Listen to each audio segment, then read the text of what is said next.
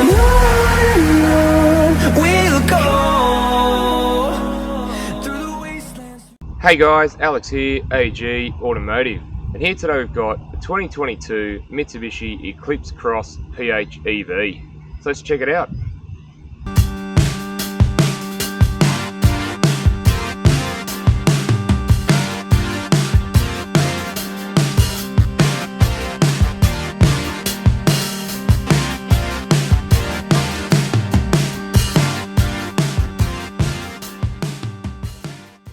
Alright, so before we get into the video, just want to do a shout out to Booth's Motor Group at Gosford, who were nice enough to let me have a look at this today, and I'll leave their contact details down below.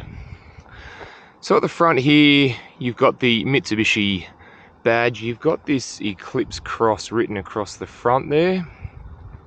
You do have an interesting looking grille at the top, and then a bit of a honeycomb sort of grille further down. You've got your front camera, your parking sensors, and then further down they've put some white trim pieces at the bottom of the bumper just to sort of break it up a little bit.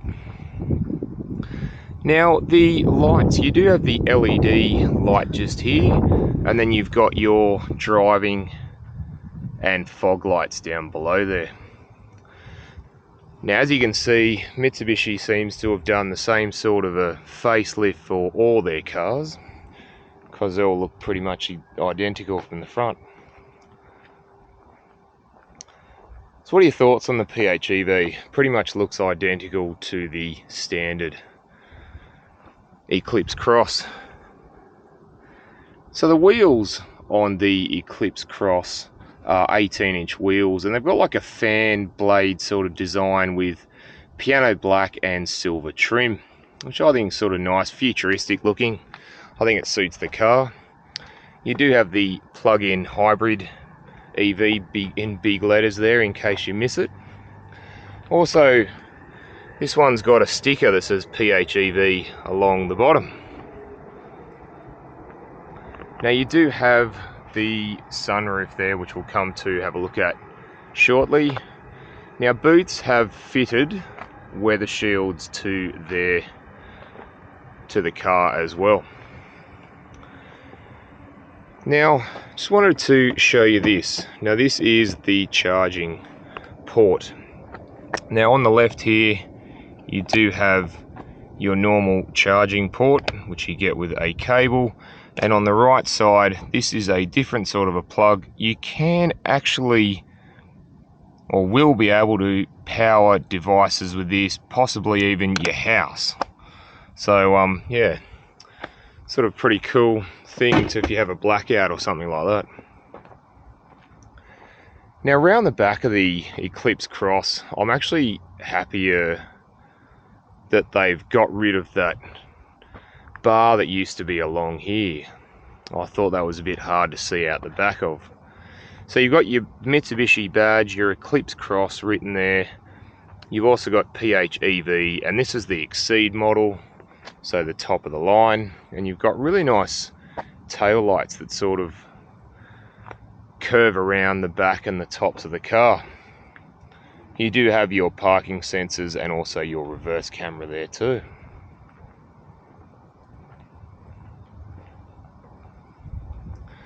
Alright, let's go and have a look inside. Just inside the Eclipse Cross PHEV. And first impressions is it's quite neat and a bit stylish in here.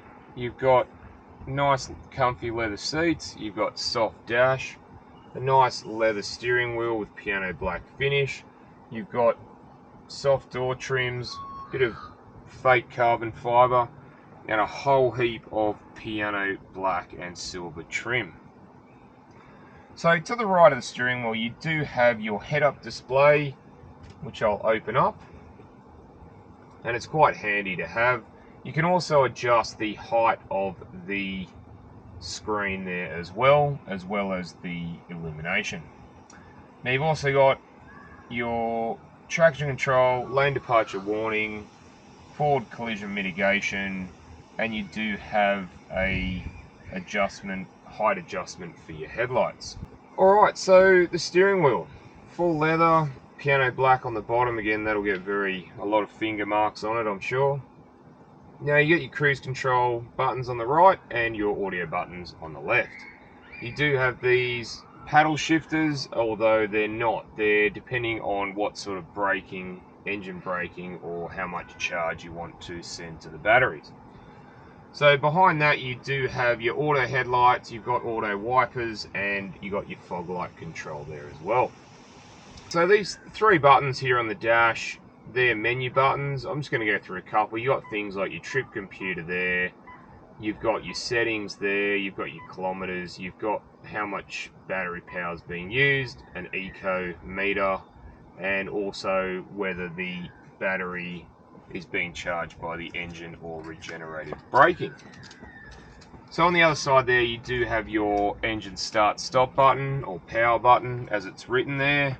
Further down you do have your parking sensors. You can turn them on and off should you wish. And we'll come over to the media center. Now, first impressions with the media center is it's a bit far away. Now I'm 6'1", 185 centimeters, and even me reaching out, if I'm sitting back here, it's sort of a little bit hard to reach. You sort of have to lean forward a little bit to reach it. So the media center. Now you've got AM, FM, digital radio stations. You've also got iPod, Bluetooth audio, USB audio, or USB video. You do have Android Auto and Apple CarPlay, as well as Bluetooth, like I mentioned before. You do have a whole variety of settings to play around with. You do have its own navigation, so you don't have to use your phone. You can use its own navigation, and it's powered by TomTom, which for those of you who've got a TomTom or have used it, it's very simple, and for those who haven't, it's pretty simple to use. So also you get some PHEV info as well. So we can have a look at the flow, and this will show you the car moving along, and also what's being used, whether it's the battery or the engine. The battery's getting charged. So further down you do have your dual zone climate control there, and then below that you do have a steering wheel heater. You've also got 2 USBs and a 12 volt plug. So we'll come down to this funky looking gear selector. Now the park button, it's actually a button, is in front of the gear selector, and on the behind it there you've got little arrows to tell you how to engage it. And no, it's not from NASA, and yes, you will be able to operate it. So I'll just pop it into reverse. Pretty simple. Now have a look at the reverse screen. It's a little bit grainy, but you can still see out of it okay. And it does have the 360-degree camera system there, which also helps as well. Go into neutral and then into drive, or I can pull it down for regenerative braking. Now, next to that you have a couple of different buttons there. You've got a save and a charge button, and you've also got a pure EV button. So if I push the pure EV button, it comes up with just EV. If you push the save and then push it again, it will start charging the battery via the petrol engine. So you do have 2 seat heaters for the driver and passenger. You've also got a drive mode button, which I'll go into. You've got eco, you've got normal, you've got snow, you've got gravel, and you've got tarmac. Now you do also have your finger brake and auto hold, as well as twin cup holders, and I will say this piano black will get very scratched and a lot of finger marks on it. Now this is really comfortable, the armrest in the middle here, and I love the nice white stitching. And then if we have a look inside, you've got a little tray and a fairly sizable cubby hole. You don't get any power points or USBs inside there. Now the glove box, it's a reasonable size. I mean, when you've got the service books in there, you most probably won't get too much else in there. You do have a little bit of storage just above there as well. And then we'll come over to the sunroof. Now the moonroof is currently open, and I'll just open the sunroof up for you.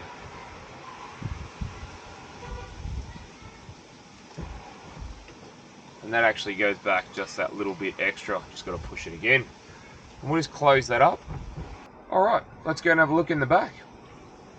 Alright, just in the back of the Eclipse Cross. So first impressions is it's roomy in the back here.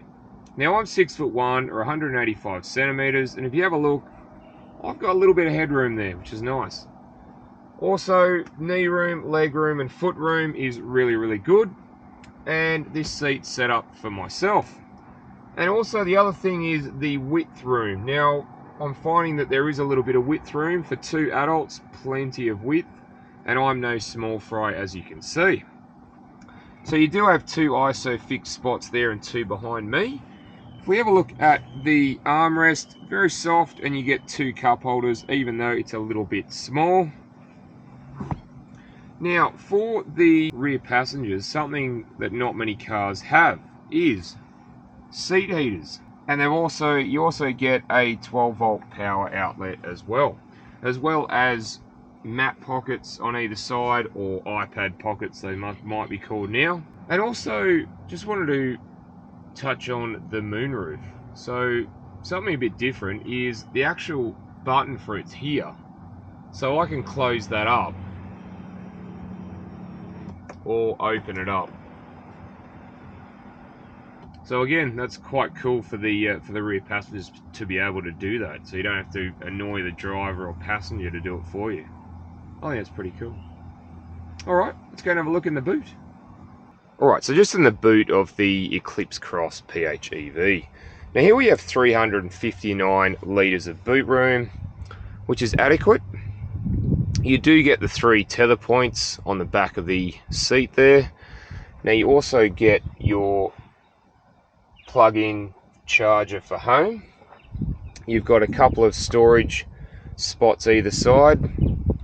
If we have a look under the floor, you've got your fast charger, you've also got your tyre gel, your pump, your breakdown tools, and you've also got your battery under there.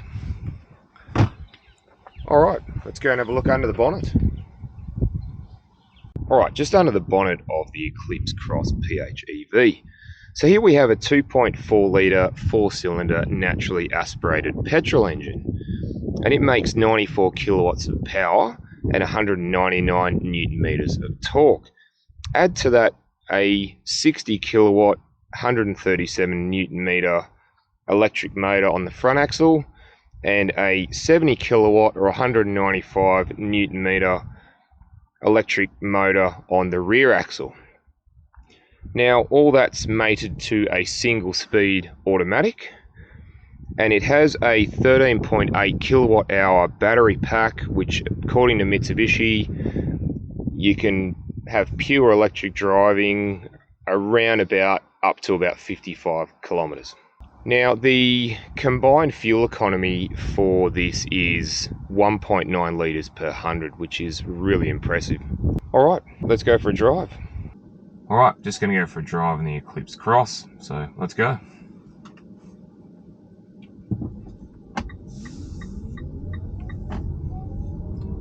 I really like it how it starts with no noise.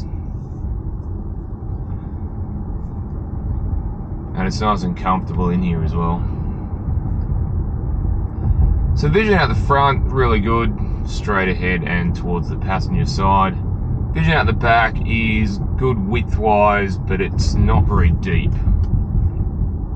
But you do have your 360 cameras and your parking sensors to aid in that.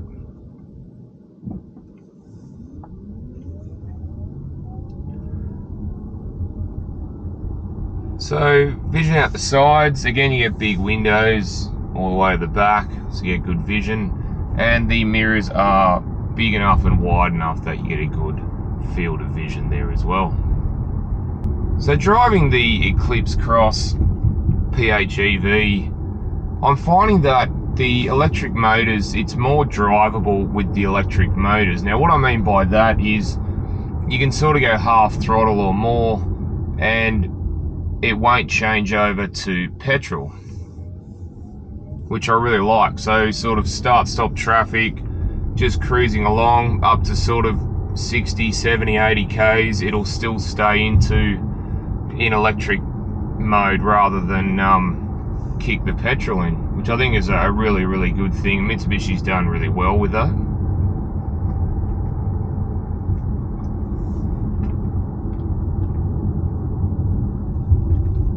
So what's it like when you really, you know, get on the power and see what does it do? Well, let's have a look.